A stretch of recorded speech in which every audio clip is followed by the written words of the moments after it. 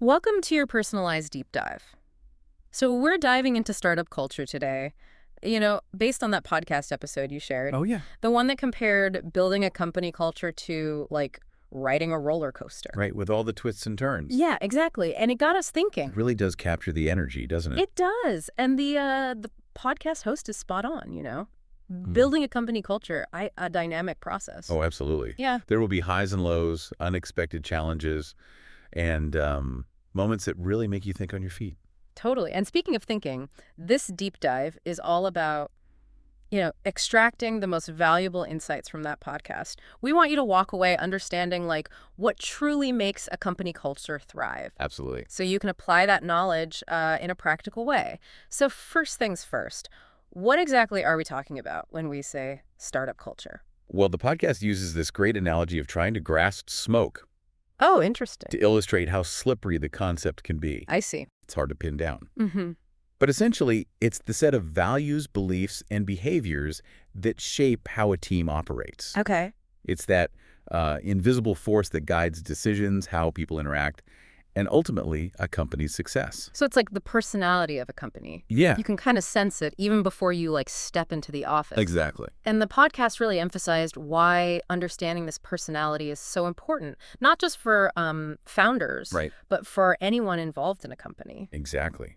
Research actually shows that companies with strong cultures tend to be more innovative and financially successful. Mm. It's not just about, creating a happy workplace. It's about a tangible impact on a company's bottom line. Think about what that could mean for your own goals, whether you're leading a team or contributing as part of one. Right. It makes you wonder if those legendary stories about companies surviving crises are really all thanks to a rock-solid culture. Actually, the podcast shared an anecdote about just that.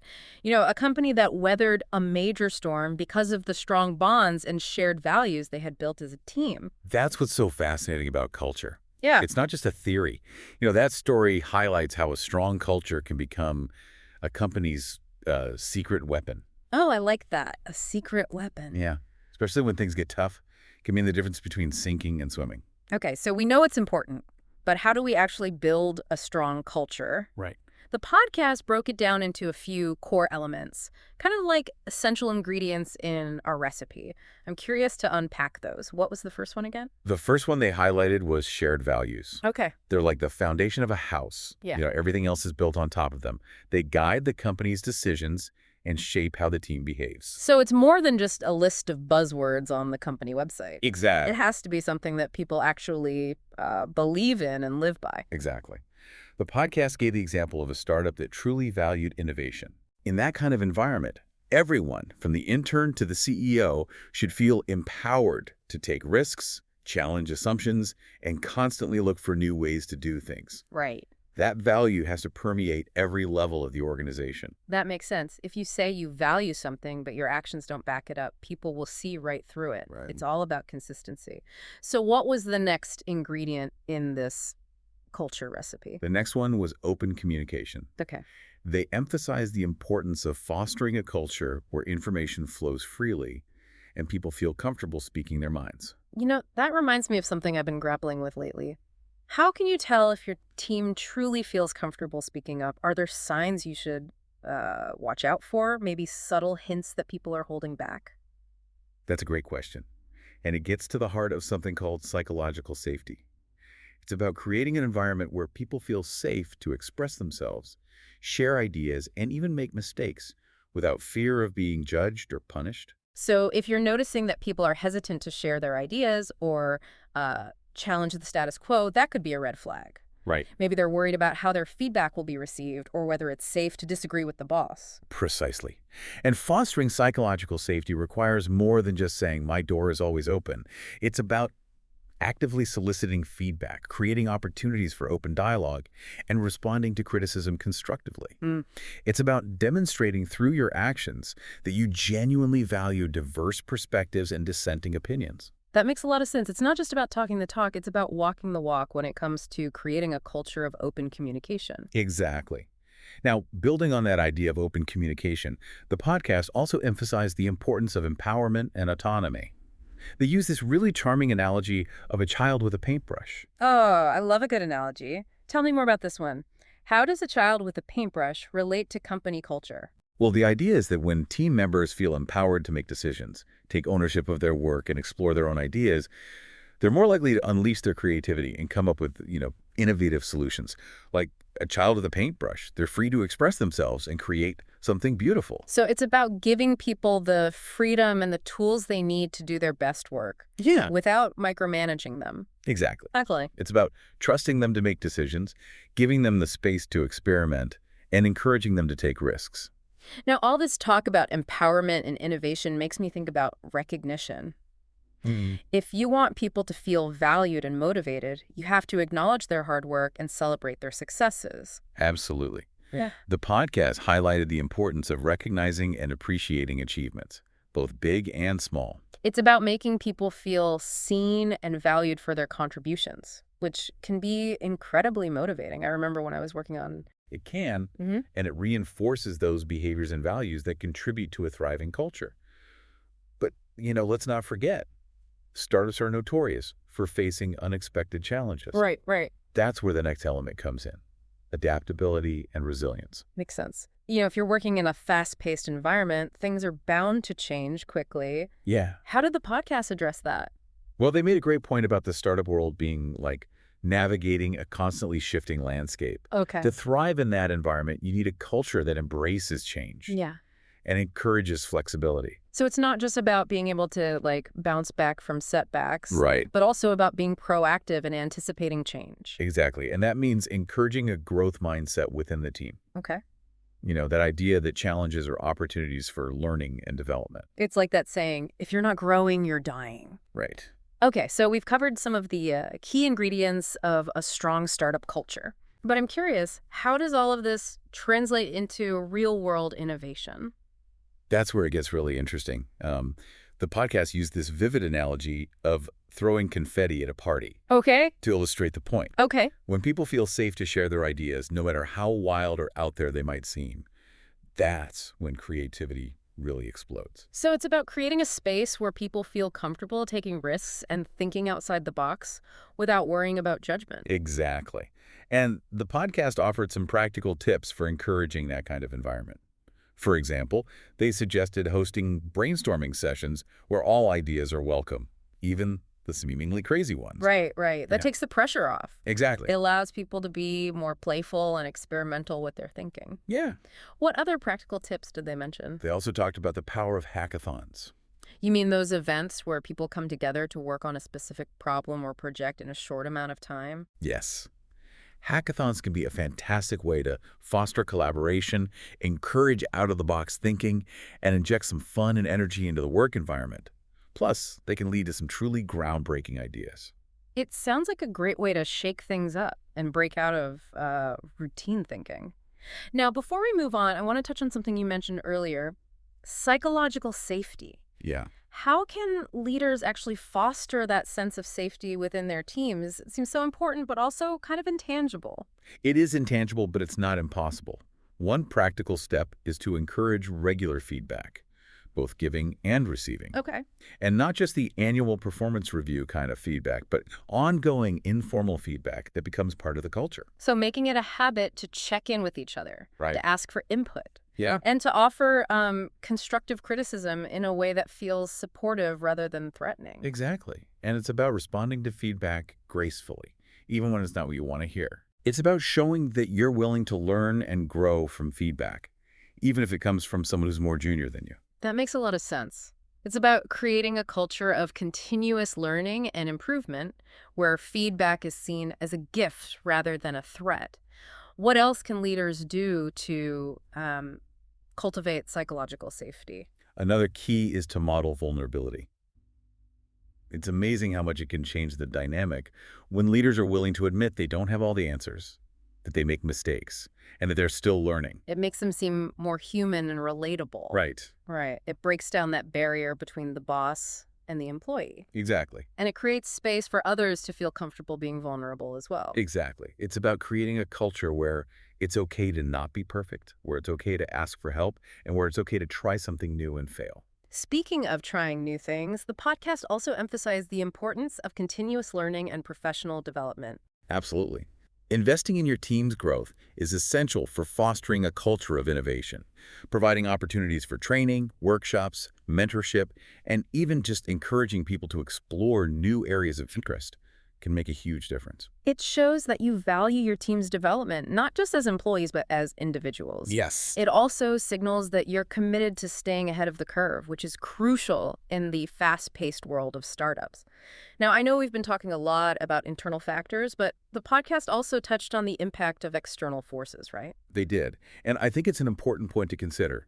The industry you're in, the competitive landscape, even the broader social and cultural context can all influence a company's culture. For example, a tech startup in Silicon Valley is likely to have a very different culture than, say, a family-owned manufacturing business in the Midwest. Exactly. And it's important to be aware of those external factors and to think about how they might shape your approach to building a culture. It's about finding the right balance between staying true to your core values and adapting to the environment you're operating in. It's like being a chameleon, right? You need to be able to blend in with your surroundings while still retaining your unique identity. That's a great analogy. And speaking of identity, one thing the podcast really emphasized was the importance of diversity and inclusion in fostering innovation.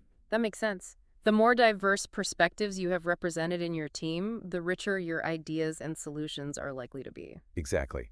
When people from different backgrounds, experiences, and ways of thinking come together, they bring a wider range of ideas and approaches to the table. And that can lead to breakthroughs that wouldn't have been possible otherwise. But it's not just about hiring people from different backgrounds. It's about creating an environment where everyone feels valued, respected, and included, where they feel safe to share their unique perspectives and challenge the status quo. You're absolutely right. It's about fostering a sense of belonging and psychological safety for everyone, regardless of their background or identity. And that requires a conscious effort to create inclusive policies, practices, and behaviors. Now, before we wrap up this part of our deep dive, I want to touch on something you mentioned earlier, intentionality. Yeah. You said that building a strong culture requires intentionality. What did you mean by that? I meant that it's not something that just happens organically. It requires careful planning, thoughtful execution, and ongoing attention. It's about making conscious choices about the kind of culture you want to create and then putting systems and processes in place to support that vision. So it's not enough to just say, we want to have a great culture. Right. You need to define what that means for your company and then take concrete steps to make it happen. Precisely. The podcast recommends developing a clear vision for your culture, outlining the values and behaviors you want to promote, and then putting systems and processes in place to support that vision. It's like creating a blueprint for your culture and then using it to guide your actions and decisions. Exactly.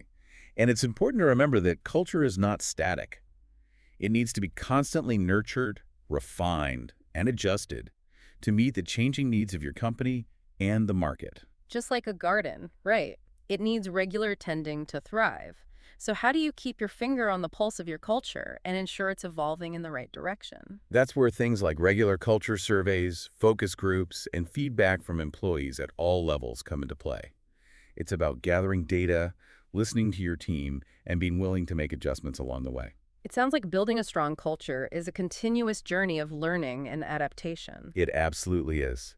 And that's a great segue to the final part of our deep dive, where we'll explore some additional insights and actionable takeaways from the podcast. Are you ready to continue? I am. But before we jump into the final part, I think it's important to acknowledge that there's no one-size-fits-all approach to building a strong culture. You're absolutely right. Every company is unique. And what works for one might not work for another. So it's about understanding the fundamental principles, experimenting with different approaches, and finding what works best for your specific context. Yeah. It's a journey of discovery. It is a journey of discovery, and it's important to embrace that. Now, are you ready to delve into the final part of our deep dive? We have some more insightful takeaways to uncover. I'm ready. I feel like we've already gained so much from, unpacking this podcast.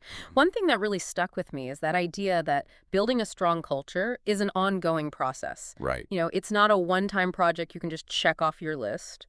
It's more like tending a garden. Yeah. It requires constant care, attention, and nurturing to truly blossom.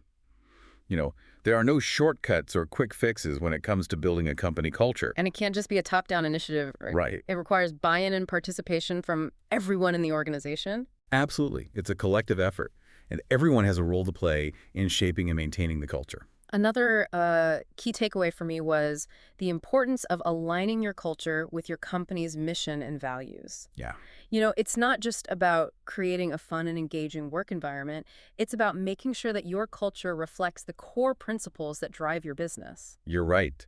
The podcast used a powerful analogy to illustrate this point. A compass. Your Mhm. culture should act as a guide, helping you stay on course and make choices that are consistent with your values and goals. So it's like a roadmap. But instead of leading you to a specific destination, it's guiding your decisions and actions along the way. Exactly. And remember, everyone in the company needs to understand and embrace that roadmap. That's where communication becomes so crucial. Right. The podcast really stressed the need for clear, consistent, and transparent communication about the company's culture and values. It's not enough to just write them down in a handbook or post them on the wall. They need to be woven into the fabric of everyday conversations and interactions. They need to be brought to life through stories, examples, and real-life situations. It's about making those values tangible and relatable so that people can see how they play out in their day-to-day work. But it's not just about talking the talk, it's also about walking the walk. Leaders need to model the behaviors they want to see in their employees. That's a critical point. The podcast reminded us that culture is ultimately shaped by the actions and decisions of the people within the organization. It's like a ripple effect. Positive behaviors and values can spread throughout the team, but it has to start at the top. Leaders need to set the tone and demonstrate through their own actions what it means to live those values. That leads me to another takeaway that resonated with me: empowering employees. Yes, the podcast emphasized the importance of creating an environment where people feel trusted and supported to take ownership of their work, make decisions, and contribute their ideas. It's about recognizing that everyone has something valuable to offer and giving them the space to do their best work. Exactly. Empowerment is about giving people the freedom to experiment, to take risks, and to learn from their mistakes. It's about fostering a culture where failure is seen as an opportunity for growth rather than a cause for punishment. That shift in perspective can be so powerful. When people feel safe to take risks and try new things, they're more likely to come up with innovative solutions. Absolutely. And when people feel empowered, they tend to be more engaged, motivated, and invested in the success of the company. It's a win-win situation. And speaking of winning, the podcast also highlighted the correlation between a positive, empowering culture and a company's financial performance. That's right. It's not just about feeling good, it's about achieving great results. Mhm. Companies with strong cultures tend to outperform their competitors in terms of innovation, growth, and profitability. So we've covered a lot of ground in this deep dive, and I feel like we've gained a much deeper understanding of what it takes to build a truly remarkable startup culture. But I'm curious, what stands out to you as the most important takeaway from this exploration? For me, it's the reminder that culture is not a destination, it's a journey. Hmm. It's an ongoing process of learning, adapting, and evolving. There's no finish line, and there's no one right way to do it. It's about finding what works best for your company and your team and being willing to make adjustments along the way. It's about embracing the challenge and excitement of creating something unique and meaningful. And while this deep dive might be coming to an end, our exploration of building a thriving startup culture doesn't have to stop here. We've extracted some valuable insights from this podcast, but there's always more to learn and explore. Remember, building an unrivaled culture requires intention, commitment, and a dash of creativity. So as you continue to build and shape your company culture, we'd like to leave you with this thought. If culture is truly always evolving, what one small change could you make in your work environment today to foster a stronger, more innovative culture? It could be something as simple as encouraging more open communication, celebrating a small win, or giving someone the space to try a new approach. Even small changes can have a big impact over time. Thank you for joining us on this deep dive. We encourage you to continue exploring this fascinating topic and to reach out if you have any questions or thoughts you'd like to share.